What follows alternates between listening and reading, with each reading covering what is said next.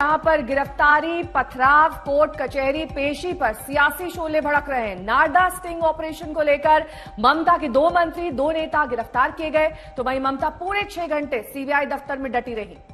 हालांकि देर शाम CBI court ने सबको जमानत तो दे दी, लेकिन सीबीआई हाई कोर्ट चली गई और जमानत पर रोक लग गई। सारे नेताओं को जेल का रास्ता दिखा दिया गया और अब 3 नेता अस्पताल में भर्ती हो गए हैं।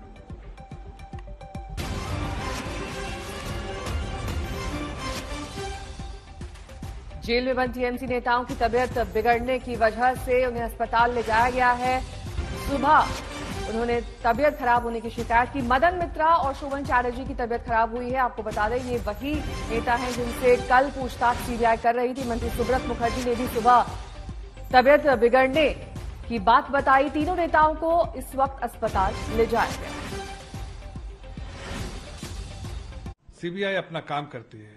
वो क्या चाहती है कि सीबीआई अपना काम ना करे, वो करप्शन करे और करप्शन करने वालों के साथ खड़ी रहे, सीबीआई के दफ्तर में जाके उनके साथ सहानुभूति दे, लेकिन सीबीआई अपना काम ना करे।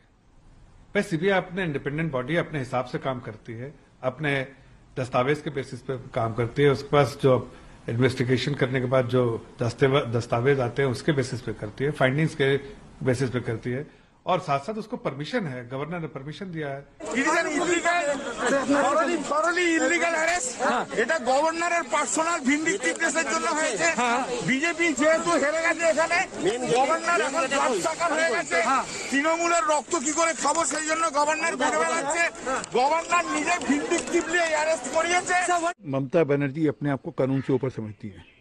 वो सोचती कि बंगाल भारत का हिस्सा नहीं है, बंगाल कोई एक अलग से राज्य है जहाँ पर उनका आधिपत्य है, वो वहाँ की महारानी है, वो ऐसा समझती हैं।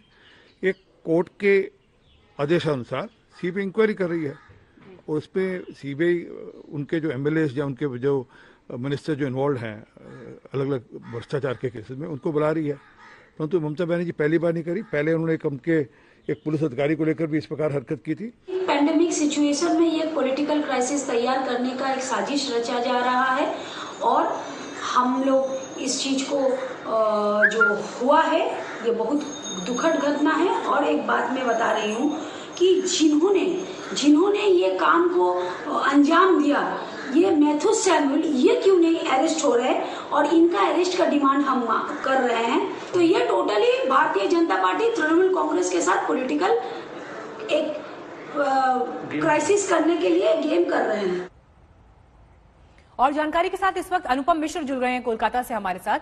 अनुपम, देखिए, बीजेपी और टीएमसी एक बार फिर जिस तरह से आमने सामने, अब ये लड़ाई कहां जाकर थमेगी, क्योंकि आरोपों का सिलसिला तो थम नहीं रहा।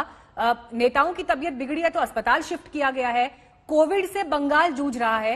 ये सारे हालात किस दिशा में आगे जा रहे हैं अब? बिल्कुल, घटनाक्रम यहाँ बड़ी तेजी से परिवर्तित हो रहे हैं। कल शाम के बाद से, या यूं कहें कल सुबह से ही जिस तरह से घटनाक्रम तेजी से परिवर्तित हुए हैं, अगला क्या होगा ये कहना बड़ा मुश्किल है। लेकिन जो तल्खियां हैं, जो तकरार है, वो और बड़ी होंगी। आरोप प्रत्यारोप इस दिशा में जा रहे हैं जहां अभद्र भाषा का भी प्रयोग शुरू हो चुका है।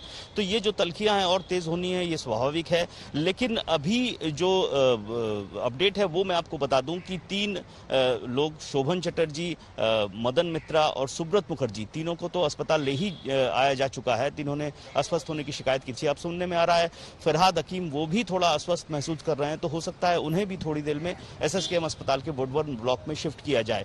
तो जब तक ये मामला हाईकोर्ट में दोबारा नहीं जा रहा है, तब तक ये लोग अस्पताल में ही रहेंगे।